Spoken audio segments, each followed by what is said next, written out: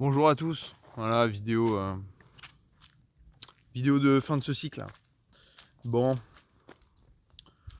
vous l'avez vu dans le chiffre, euh, mon nouveau record, voilà. Nouveau record de gain, incroyable. En plus ça tombe à un moment, on pourrait croire que c'est lié, même si bon voilà, c'est pas vraiment lié, mais Bitcoin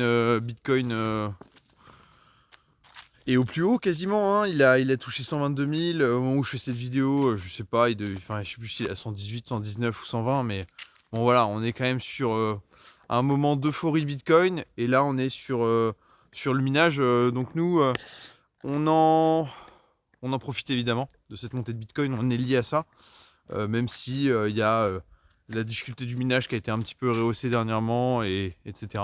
Mais en gros, ça reste un très bon moment sur GoMining.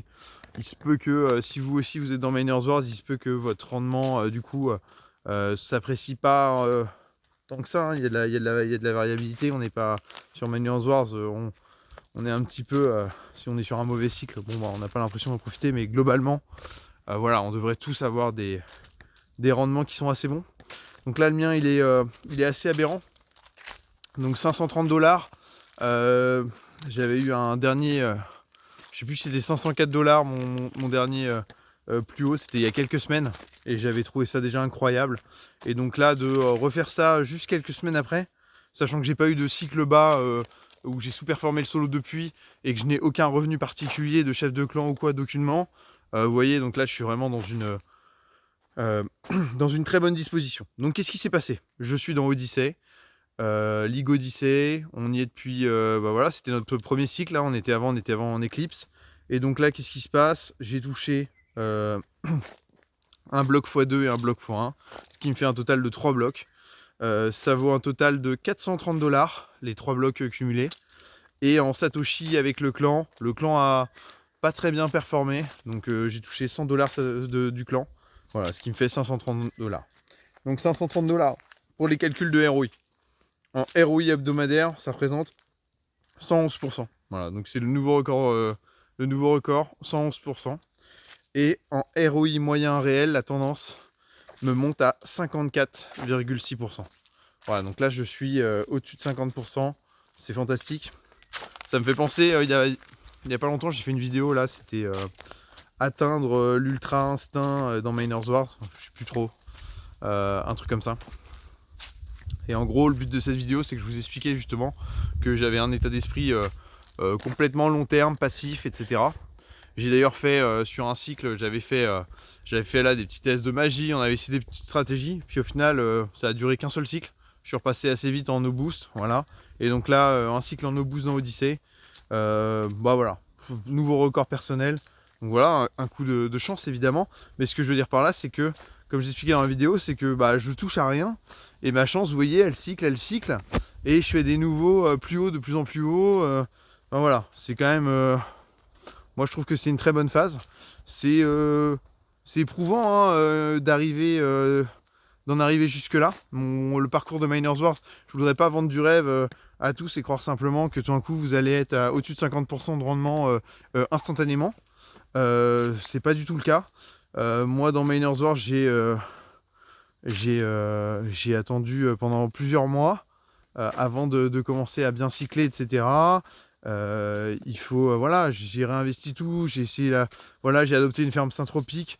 On verra si un jour je peux en parler, mais si je peux en parler, quand je dis je peux en parler, c'est j'en ai déjà parlé, hein, s'il y a rien de, c'est pas dans ce sens-là, mais c'est plutôt dans le sens de comment faire un retour et avoir un retour concret là-dessus, pouvoir comparer avec d'autres fermes, mais sachant ça va être difficile. En vrai, ça va être difficile, mais voilà.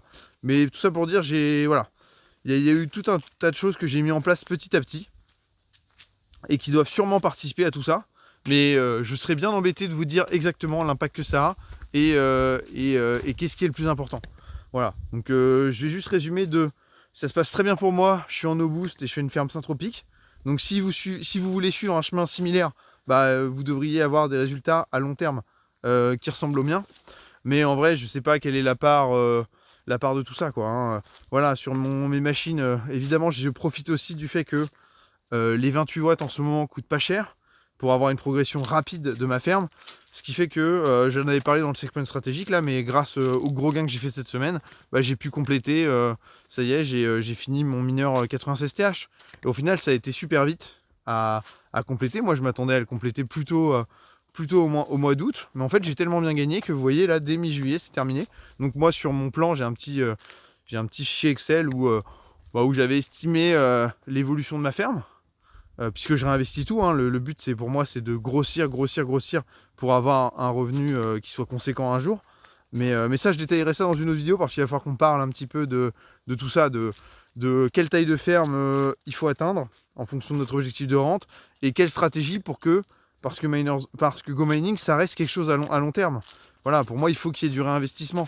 Quand on est dans une logique dans Go Mining de ne rien réinvestir et de juste retirer ses gains pour rembourser son capital, bon, je peux comprendre parce qu'il peut y avoir de la méfiance, on n'a pas envie d'avoir quelque chose. Mais c'est dommage parce qu'on passe à côté de l'effet boule de neige qui est hyper puissant dans le minage de Bitcoin, quoi. Donc bon, c'est tout. Mais voilà, enfin bon, tout ça pour dire, de toute façon, là je suis rentré de vacances, je rentre de vacances dans les meilleures conditions, voilà, avec un bon cycle de chance. Évidemment, mon prochain cycle sera moins bon, peut-être même catastrophique. Autant se dire que là, ça fait quand même pas mal de semaines que j'ai pas eu de cycle catastrophique. Il va forcément arriver, voilà. Donc je suis pas étonné si... donc là, je vais être encore dans Odyssée cette semaine. Donc je m'attends, moi personnellement, à me dire, je ne vais pas toucher de bloc, mais je vais peut-être en toucher un. Et en fait, dès qu'on commence à toucher un seul bloc dans Odyssée, bah, avec un bloc, je bats déjà mon solo quasiment. Vous voyez ce que je veux dire? Donc, si je touche un bloc, je surperforme déjà en fait dans Odyssée. Après, avec les gains Satoshi de mon clan, vous voyez, là, on a fait un mauvais cycle. Alors, ça veut dire quoi aussi faire un mauvais cycle pour le clan?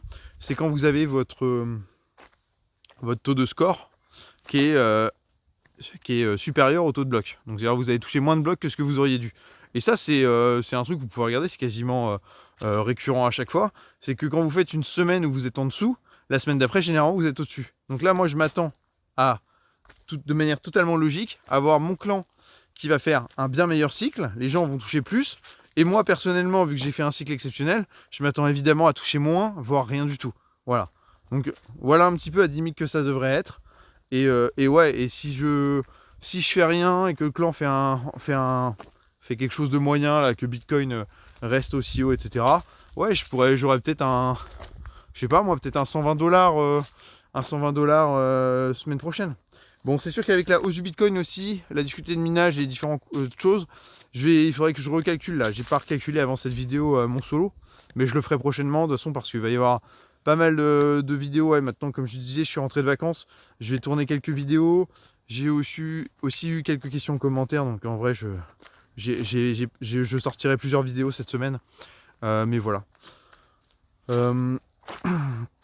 Si j'ai un dernier mot à dire, hein, c'est moi sur Telegram, voilà, il y a des gens qui vous expliquent que je vais nuancer tout, mais c'est bien pour vous dire de relativiser un peu tout ce que vous pouvez entendre sur Go Mining. Moi, on m'avait dit que sur Odyssée, les stratégies no boost ne fonctionnaient pas, que j'allais toucher aucun bloc, que mon clan allait se faire reléguer, etc. Bon bah mon clan fait intégralement du no boost. Il y a juste 2-3 gars qui en font et pas en énorme quantité. C'est des gens qui se sont pas intégrés à notre communauté. À la communauté du clan, quoi. C'est-à-dire qu'ils sont dans le clan, mais ils viennent pas sur Telegram, ils s'en fichent, ils vivent leur vie. Et puis ils seront sûrement partis d'ailleurs dans 1 ou 2 cycles. Mais il y a toujours, on va dire, des gens qui viennent temporairement et qui repartent. Mais à part ça, voilà, il n'y a vraiment aucun sort qui est mis. Et en fait, on touche nos blocs et voilà, la puissance suffit. Et on ne va pas du tout être relégué. On est milieu de tableau, Odyssée sans rien faire. Enfin voilà, il n'y a pas besoin d'avoir 40 000 TH pour se maintenir. Des clans qui auraient juste 20 000 TH peuvent se maintenir en no boost largement dans Odyssée. Enfin voilà. Tout ça pour dire que voilà, vous pouvez parfois être inquiété ou vous sentir un peu forcé d'utiliser de la magie ou etc. On va vous expliquer plein de choses. Bon bah voilà, moi c'est juste... je vous apporte juste le contre-exemple de dire, bah regardez, on est un des seuls clans no boost. Je suis un des seuls gars qui va être en no boost dans Miners Wars et qui va parler, je veux dire. Évidemment, je suis pas le seul no boost, Mais je veux dire, on n'est pas très nombreux dans la communauté et la plupart des no boost ne s'expriment pas. Et bah voilà, vous avez l'exemple de je suis parfaitement no boost et ça fonctionne très bien. J'ai testé un peu du boost sur un seul cycle et voilà, et je suis revenu au no boost assez rapidement au final. Écoutez, voilà, une très belle journée.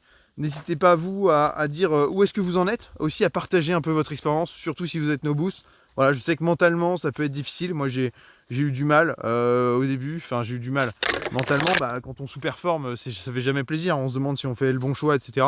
N'hésitez pas à partager votre expérience et à comment vous vous adaptez. Évidemment, la ligue a une très grande importance. Hein, si vous n'êtes pas là pour du long terme et que vous avez une petite puissance, n'allez pas dans Odyssée, c'est ridicule.